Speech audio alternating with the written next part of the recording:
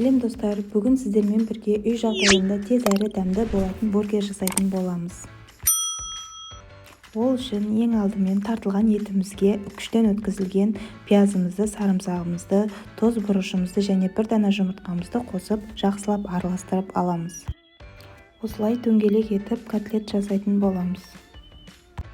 Котлеттерімізді өте жұқа етіп жайғанымыз дұрыс. Табаға кішкене ғана май құйып, баяу отта котлеттерімізді салып, екі жағында жақсылап қуырып аламыз.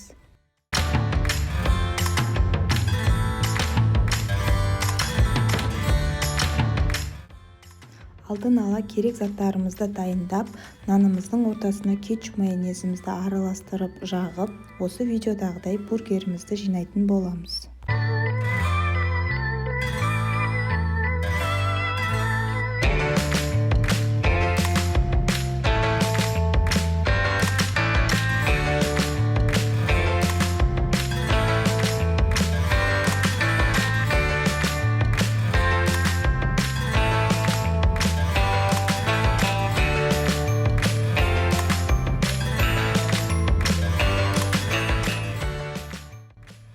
Міне достар, бургеріміз дайын.